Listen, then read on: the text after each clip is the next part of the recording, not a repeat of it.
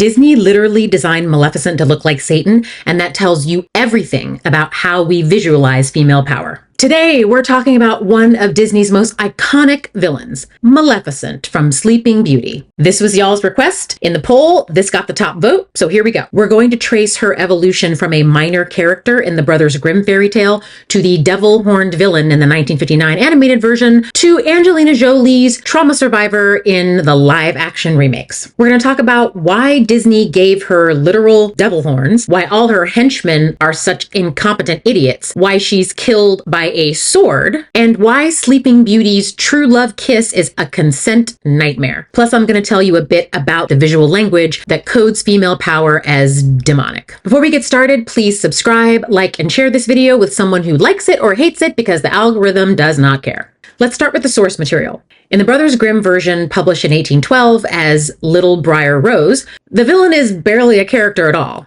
She's an unnamed wicked fairy who curses the princess to 100 years of sleep after being uninvited to her christening. There's minimal physical description, there's no backstory, no motivation beyond being slighted. She appears, she curses the kid, and vanishes from the story. Fast forward to 1959, and Disney transforms this footnote character into Maleficent, the self-proclaimed mistress of all evil. She gets a name, a dramatic entrance, iconic visual design, and one of the most memorable villain monologues in Disney history. And to show I bear no ill will, I too shall bestow a gift on the child.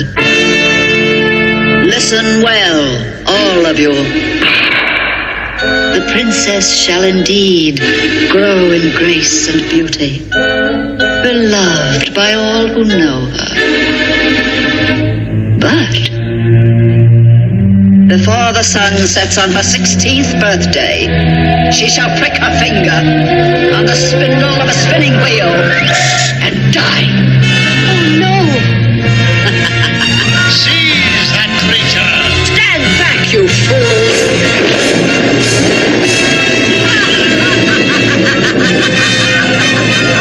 The curse becomes personal. It's not just about being uninvited. It's about power, control. Disney took a minor fairy tale antagonist and transformed her into one of cinema's most iconic villains. But why did they make her look like the devil? Maleficent's design was created by legendary Disney animator Mark Davis, and every choice was deliberate. Let's break down what makes her look explicitly demonic. The horns. Not just any horns. Tall, curved, black horns modeled directly after traditional satanic imagery.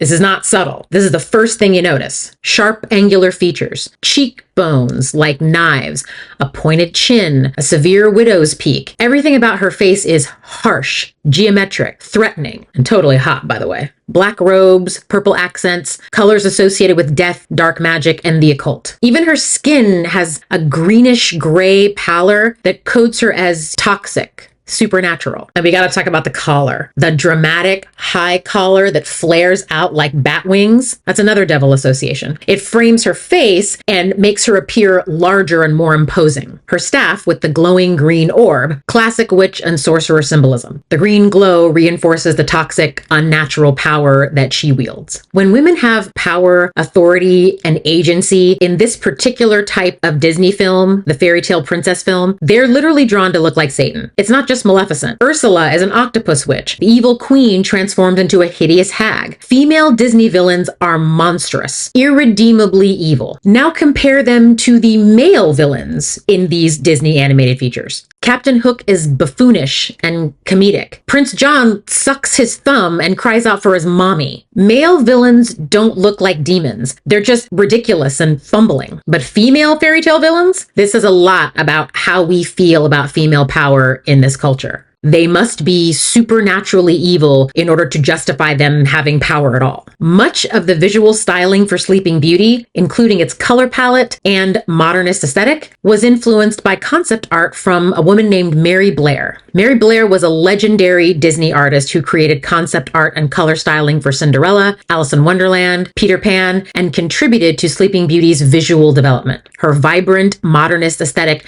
shaped the look of mid-century Disney animation and mid-century interior design as well. So a woman artist helped create the visual language that codes female power as demonic. Now, this doesn't diminish Blair's incredible artistry. She was working within a system, a studio culture within an era that had specific ideas about how to visualize good and evil, masculine and feminine. But it does show how even female creators, when they're working within patriarchal systems, can reproduce these tropes. Another thing that bothers me is Maleficent's henchmen, because they represent one of the most frustrating tropes in Disney villain storytelling. Maleficent's goons spend 16 years searching for Princess Aurora in a cradle. They're too dumb to realize that a child would have grown over the years. All these years they've been looking for a baby.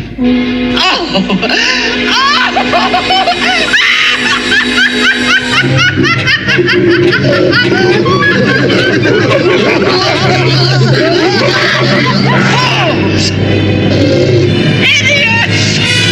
Imbeciles! These idiots are still looking for a baby. They're bumbling, idiotic, and constantly failing. Oh, they're hopeless. A disgrace to the forces of evil. And this is a pattern across Disney villains in general. Ursula's eels, Jafar's bird, Iago, Scar's hyenas. Why is every major Disney villain always surrounded by incompetent help? Why does this really matter? It matters to me because Maleficent is brilliant. She's powerful, strategic, and commanding. She turns herself into a fucking dragon, for God's sake. She should absolutely win by all practical standards, but she's undermined by bumbling male subordinates who can't execute basic instructions. They had one job, find the princess. They had 16 years to do it, and they failed. And here's the subtext. Even when women are mistresses of all evil, even when they're the most powerful beings in the story, they're still let down by incompetent men. But instead of it being framed as male failure, as the men around her being inadequate to her vision, it's used to make the villain less threatening, ensuring that the patriarchal order, represented by Prince Philip, gets to triumph. Maleficent doesn't lose because she's not smart enough or powerful enough. She loses because she's surrounded by idiots, and we're supposed to see this as a hero's victory, not as a tragic waste of her competence. Now let's talk about how Maleficent dies. She transforms into a dragon, her most powerful form. She's massive, fire-breathing, terrifying. This is the peak of her power. Prince Philip, who again her henchmen let get away, has been given the sword of truth and the shield of virtue by these three good fairies. Notice the names, truth and virtue. These are things that are coded as masculine explicitly, rational, moral qualities that will defeat feminine chaos and evil. By the way, he doesn't even actually throw the sword. The fairies enchant the sword and it magically flies out of his hand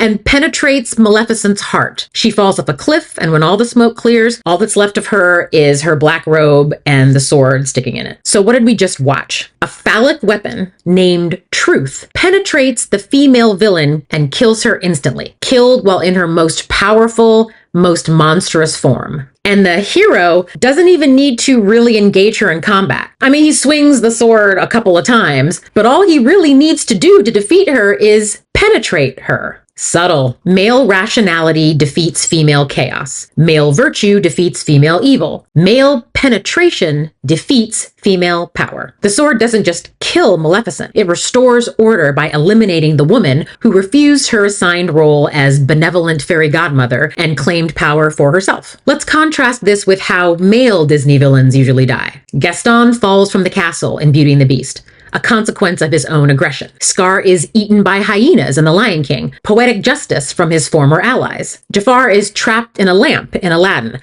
undone by his own wish. Male villains are generally defeated by the consequences of their own actions or some form of poetic justice. Their deaths are framed as tragic flaws, hubris, karmic retribution. Maleficent is defeated by phallic penetration that literally pierces her heart. Her death isn't about her choices or flaws. It's about a man with a sword restoring patriarchal order. Female power, even supernatural dragon form fire-breathing power, is defeated by male penetration. That's the message. And once again, with Disney, we have a consent problem. A consent problem which is framed as romantic, heroic, necessary. True love's kiss breaks the spell and they live happily ever after. A man kissing an unconscious woman who can't consent. Consent requires awareness, understanding, and voluntary agreement. Aurora has none of these. She's literally under a magical curse that makes her unconscious. And of course, this isn't just a Sleeping Beauty problem. It's a pattern. Snow White is also kissed while unconscious. So what are these stories really saying? That female consent is irrelevant to romance. That male desire justifies acting on unconscious women. That women are most lovable when they're passive, silent, unconscious, imprisoned. That true love doesn't require mutual participation, just male action on a female object. And when Aurora wakes up, she's not asking, "Why are you kissing me?" She danced in the woods with this dude for like 5 minutes. He's essentially a stranger to her, and she's immediately in love. Because the narrative needs her to be. Because questioning the kiss would unravel the entire romantic premise. But here's the good news. The live-action Maleficent film actually fixes this. It tells the story from the villain's perspective and asks, why is she so angry? In this version, she starts out as a powerful fairy protector of the magical moors. She's not born evil, she's born powerful, joyful, and protective of her realm, her community. Then Stefan, a human man she trusted, even loved at one point, betrays her. He drugs her and cuts off her wings to present them to the dying king as proof that he killed her, securing his claim to the throne. And this scene is explicitly coded as sexual violence. The director Robert Stromberg and Jolie herself have discussed this in interviews. The wing removal is a metaphor for rape, for violated bodily autonomy, for having something precious stolen from you while you're unconscious and unable to defend yourself.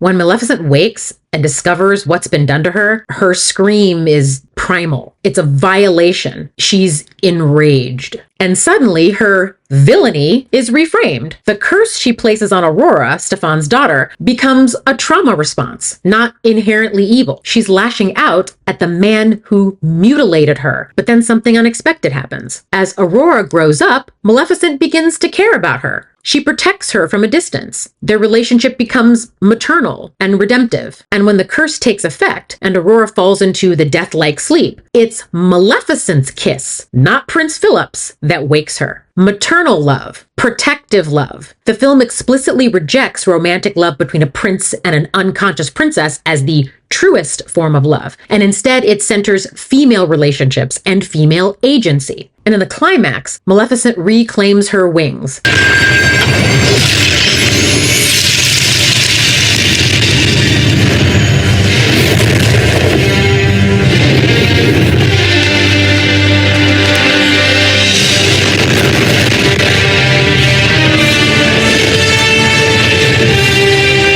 She literally reclaims her stolen power, her bodily autonomy, her ability to fly. And King Stefan, her abuser, doesn't get redemption. He doesn't get forgiveness. He gets consequences. Wouldn't that be nice? He falls to his death. That is justice being served. This is what the live-action Maleficent film asks. What if the woman coded as evil is actually just responding to patriarchal violence? What if her anger is justified? What if her refusal to be benevolent, nurturing, and forgiving is actually resistance? What if the mistress of all evil is just a woman who refused to forgive the man who violated her? So what do we learn from Maleficent's evolution across these three versions of the story? In the Brothers Grimm version, she's barely a character, just an unnamed plot device to get the princess to sleep for 100 years. In 1959, Disney transforms her into iconic evil. She has horns. She's killed by phallic penetration. And the happy ending requires an unconscious woman being kissed without consent. The 1959 film tells us that female power must be coded as demonic in order to justify its destruction. That women who refuse their assigned nurturing roles are inherently evil. That the restoration of patriarchal power requires literally penetrating and destroying the powerful woman. But in 2014, Disney did something different. They asked, what's her story? What happened to her? Why is she angry? And the answer is, Maleficent is a trauma survivor. She was violated, mutilated, and betrayed by a man she trusted. Her rage is a rational response to the violence that she has experienced. That it took 55 years to ask why she's angry instead of just accepting that she's the devil tells you a lot about how long we've been conditioned to see powerful women as threats. So Maleficent wasn't actually born evil. She was just drawn that way by animators who consciously or unconsciously equated female power with demonic imagery, who killed her with phallic symbolism, who surrounded her with incompetent men to ensure she'd fail, and who framed an unconscious kiss as true love. The 2014 films didn't ruin your childhood. They interrogated it. They asked uncomfortable questions about what we were taught to accept as romantic, as heroic, as good versus evil. And maybe that's exactly what we need to do with all these classic stories that taught us that female power looks like the devil, female anger is never justified, and female passivity looks like love. Because sometimes the villain is just a woman who refused to forgive. And that's not evil,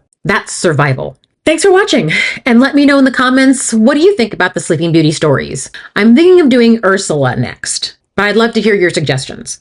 See you next time. If you enjoy this kind of content, I invite you to watch my series, Witches, Whores, and Rebels, a feminist history of patriarchal capitalism and how to burn it down. It's a 3-part series with a 90-page companion guide that gives you the history of how we got here, centering the witch hunts, women's resistance, and providing a framework for how we move forward from here. The link is in the description when you're ready.